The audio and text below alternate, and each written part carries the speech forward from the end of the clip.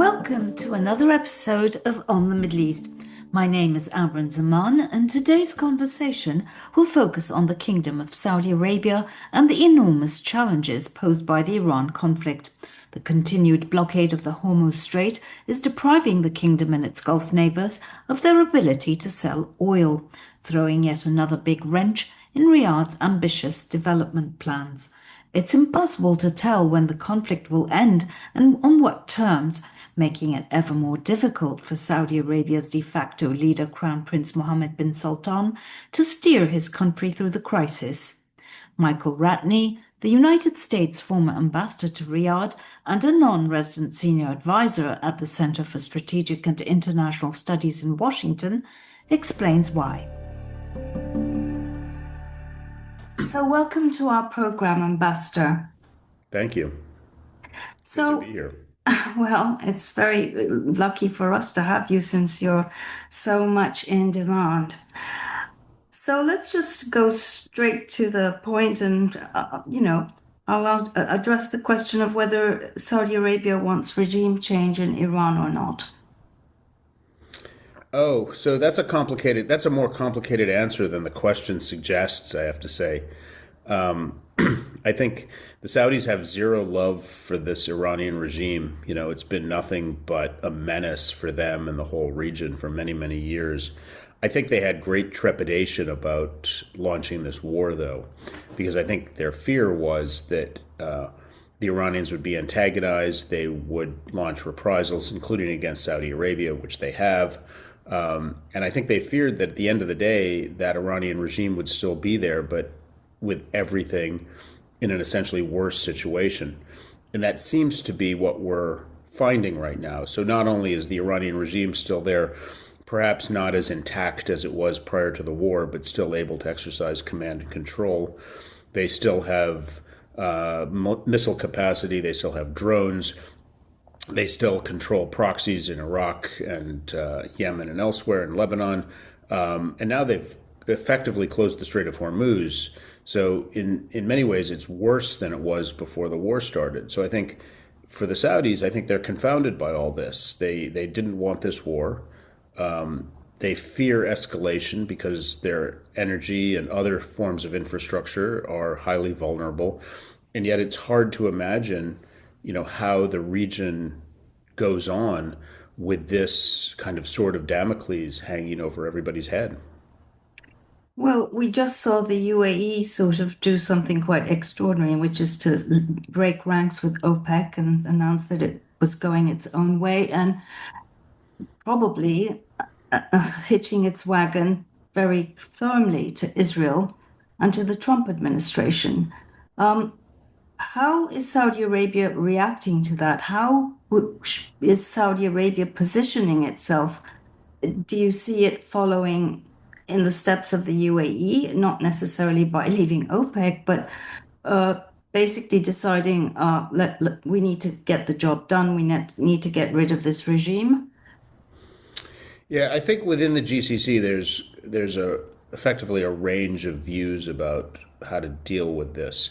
I think at one end is the UAE, which has been, in a way, more forward-leaning. They've had a more public, forthright relationship with Israel, even some calling it an alliance. They've been definitely more aggressive in terms of responding to Iranian attacks. They've borne the brunt of Iran's aggression, right? I think they've had more rockets and drones, missiles at them than even that the Iranians fired at Israel, for that matter.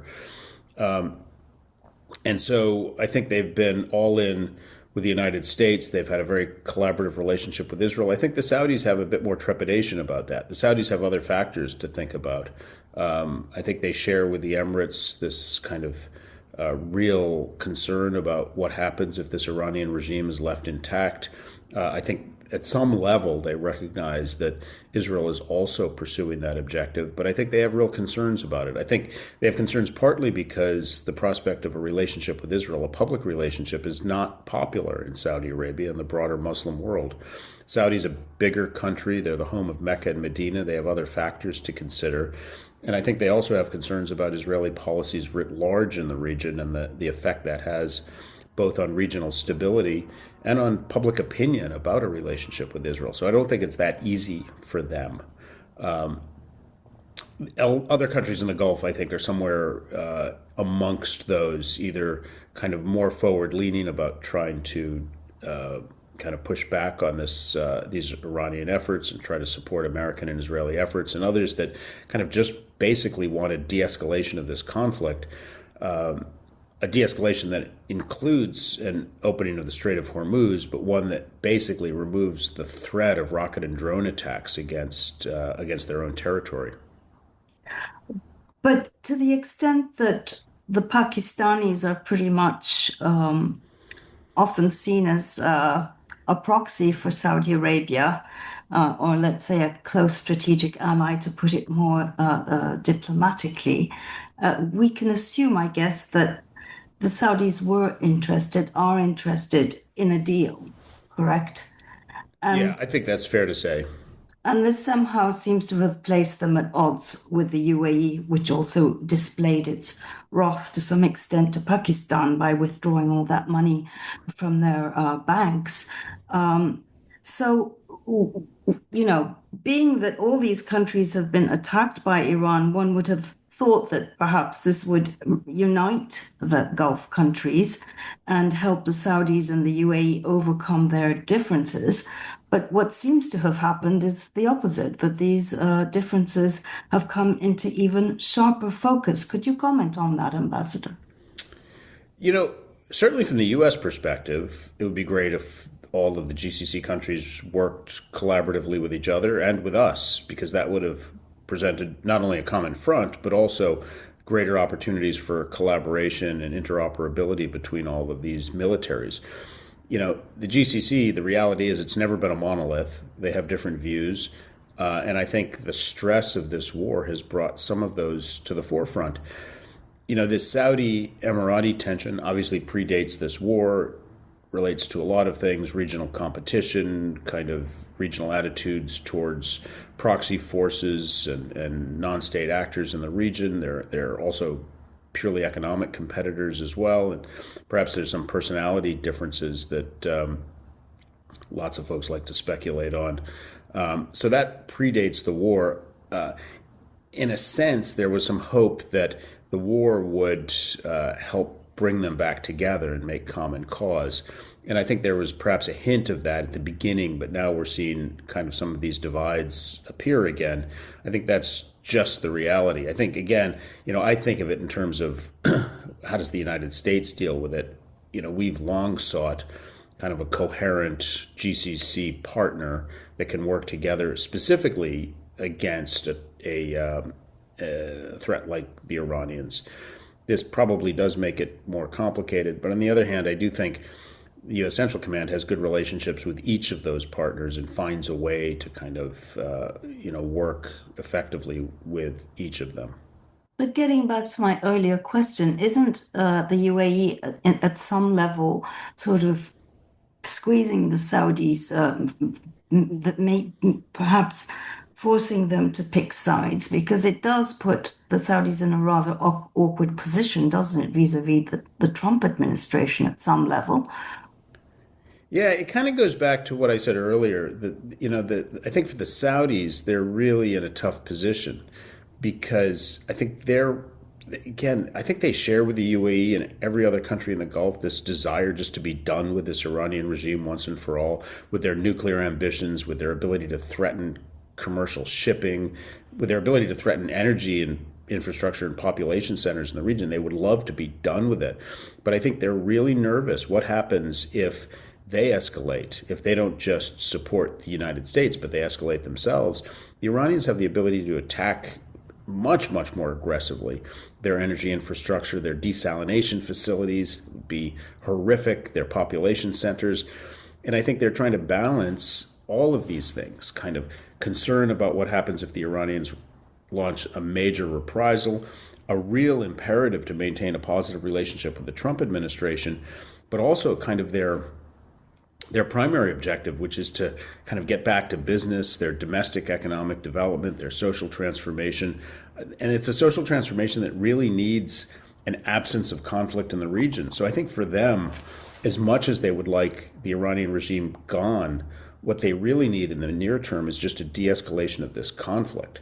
But again, I would add, they need a de-escalation of this conflict in a way that doesn't leave the Strait of Hormuz in control of the Iranians. And I think they're nervous because they watch what's happening in Washington and they just don't know where the Trump administration is headed on all of this. From one day to the next, President Trump seems to have a different objective for this war. And I think they're nervous that the two big issues that they care about, freedom of navigation through the Strait of Hormuz and Iran's nuclear ambitions, I think they're a bit nervous that the U.S. perhaps sees a trade-off there. And for them, neither are really negotiable. They don't want a nuclear-armed Iran, and they don't want, in the near term, an Iran that controls the Strait of Hormuz. So I think they're really stuck in it, and you see in this an effort to kind of balance all of those things. I think the UAE, in a way, is doing the same thing, but clearly kind of edging closer towards more aggressive military posture and all of this. And I think that's one that makes the Saudis nervous, because I think as the UAE does that, they're exposed to even greater potential reprisals from the Iranians. So, Ambassador, you've laid out all these enormous challenges that Saudi Arabia faces, all the uncertainty. I mean, what levers does Saudi Arabia actually have at hand? And in the final analysis, would you agree that Saudi Arabia is a far more important country than the UAE in the region? Yes. So it's hard for me. That's a tough thing for me to answer. I have to say, the U.S. has extremely important relationships with both countries. And I just go back and I go back to what I said earlier, which is from a U.S. perspective, and this would be an administration talking or somebody like me that's not part of a U.S. administration. I think it's really important for us that we have a collection of Gulf partners that work together. So I think at the end of the day, and once this war is over, I think, and I hope that there's a concerted effort to try to get back to that place, to try to make the GCC into a more coherent and cohesive body, including on defense issues. The Saudis, it's true, they're the largest country in the GCC in territory and population and economy. They have an outsized role because of their role in the Islamic world. So they are, in some sense, I think in their own self-image, the most important country in the GCC. I'm not sure I want to totally indulge all of those tensions between those countries right now, because obviously the Emirates doesn't like it when the Saudis regard themselves as something more than just a co-equal. But nonetheless, they are big, and they have a domestic population that cares about these issues. They care about not just Iran, but Yemen and Gaza and Israel and Palestine in a way that kind of helps define the direction Saudi goes. And sometimes it means they're going to be more forthright in their policy, and sometimes it means they have to be more cautious because they have to be cognizant of where not just their own population is, but where the broader Muslim world is. So, Ambassador, help us understand how decision-making actually works in Saudi Arabia. Does MBS, sort of Mohammed bin Salman, the Crown Prince, basically control everything, or does he need to take public opinion into account, or is there a more narrow constituency of stakeholders who he has to yield to on occasion? How does it work? I mean, it's a monarchy, to be sure. It's not a democratic government by any means. But Mohammed bin Salman is not without domestic constituencies. As I like to say, he's not Saddam Hussein. He can't just jam an unpopular decision on a population without a lot of effort. And the nature of the society is highly consultative, both within the royal family and within the broader public. There's centers of influence, whether the business community, the religious hierarchy, the royal family, the tribes, the broader public. I think it's safe to say that there's less of that consultation than there had been in the past in Saudi Arabia under earlier kings. But nonetheless, MBS is and has to be cognizant of domestic public opinion. And I mean that both within his core constituency of the royal family, but also the broader public. And I think that's one of the things that kind of ties his hand on pursuing normalization with Israel. He has to be cognizant of that. And he also has to be cognizant of the fact that Saudi has this kind of international role because it's the host of Mecca and Medina. So he's not somebody that can just jam unpopular decisions down the throat of his public. And I think there's, in some sense, sometimes a misperception about that. That said, my sense is he's fairly popular. He's instituted social and economic reforms that especially the very young population likes. And I think their natural inclination is to get behind him. And I think that's sort of also part and parcel of the nature of their society, that people tend to get behind their leader. But nonetheless, he doesn't have complete freedom of action on all of this, and he's going to be, I think, of necessity, fairly cautious when it comes to their security. Well, it's really hard to read because, it's often claimed that if things were left to him only, he'd go ahead and, do a deal with the Israelis, fully back regime change in Iran, all of these things. But for the reasons you outlined, he's forced to sort of act with greater restraint. But He has to be a politician. People forget that. he has to be a politician, and surely he's made himself quite a few enemies. The way he sort of kicked things off initially by locking up quite a few of his own family members, albeit in a hotel. So, given that the economy in Saudi Arabia is clearly suffering from all of this, and with UAE exiting OPEC, oil prices will maybe fall, making it even harder for him to sort of build all that stuff he was planning to, the Neom project, etc. Where does that leave him and his government, his administration? I mean, it doesn't sound like things are going great for Saudi Arabia overall. I think the thing that he and his government will retain is this sense of sheer ambition, right? Some of those ambitions have clearly been checked, right? As part of Vision 2030, they had huge ambitions to build in Neom, this area in the northwest of the country, some projects that probably never had a strong business case to begin with, and they put a lot of money into it, and they made a decision to retrench and to take a different direction. I think both the war, the impact that's going to have economically, just the kind of reality of some of these projects that were getting stuck, I think just has led them to a significant retrenchment. The Public Investment Fund, their sovereign wealth fund, issued a new strategy about a week or two ago, and that has a much more focused plan, less investments overseas, more domestically, a few areas that are of highest priority in tech and artificial intelligence and some other things. So I think they are trying to be more focused and more strategic about it. I've often remarked that these huge ambitions that the Saudis have, which I think are admirable, like they really depend on two big things. One is this absence of conflict, right? They depend on tourists and investors coming, and it's hard to incentivize any of that as long as you're in a state of war. And it depends on high oil prices, because a lot of this stuff is quite expensive. I should say not all of it is expensive. Reforming the education system, bringing women into the workforce, that's not a costly thing. It's sometimes a politically difficult thing.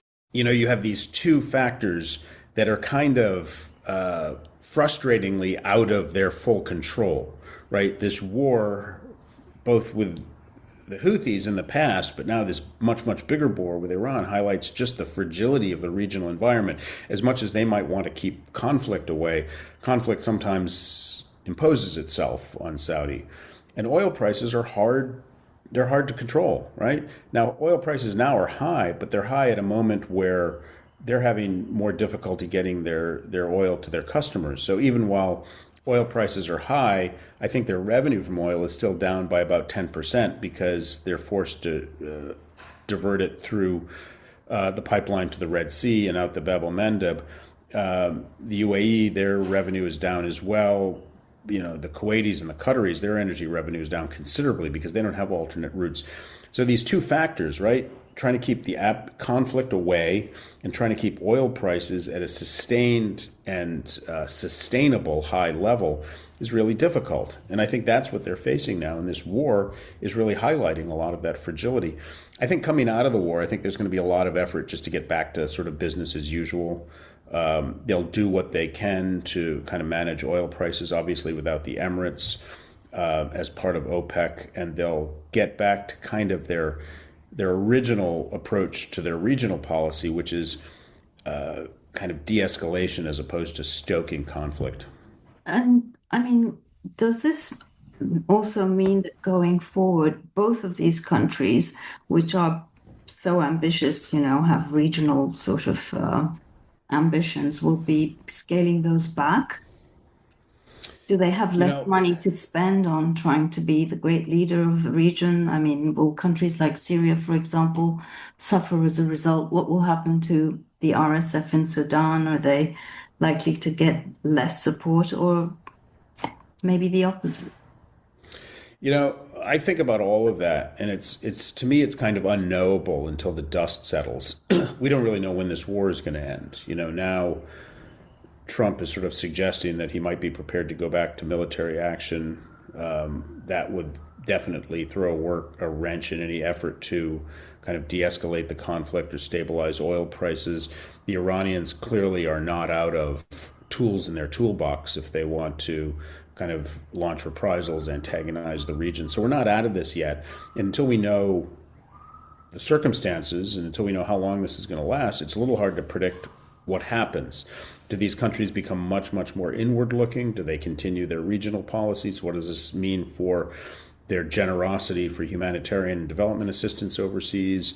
What does this mean for their international ambitions? I don't know. I do think the Saudis had already been in a period where they're much, much more inward looking. The Emiratis, a smaller, more nimble country, they've kind of seen their destiny in regional influence, not just domestic development. I suspect at some point, for both of them, their basic model is still intact, right? They're still going to be wealthy countries that export a commodity that the world wants, and they're still going to be able to make decisions about kind of how they want to deploy all that capital. So I think gradually they're going to make huge efforts to try to get back to business as usual. And I think that's why they look to Washington, they look to Tehran, they look to the whole region to ask themselves, how long is this going to last? Because that's really what they want to do. Uh, there's also a lot of buzz around this budding sort of alliance between Saudi Arabia, Turkey, and Egypt. Does that look like it has any legs to it, in your view? Yeah, I've heard it called a sort of Sunni alliance, and I don't like that term because it kind of gives a sectarian flavor in a way that I don't think they think in those terms. I think, the Saudis, you have this kind of growing sense of the Saudis just reaching out to partners and potential partners who can work with them just to help de-escalate these conflicts, countries that have no interest. They also tend to have more antagonistic relationships with Israel. That's true, as opposed to the Emirates. But I think for the Saudis, it's reaching out to the Pakistanis, with whom they've had a very long-standing defense agreement.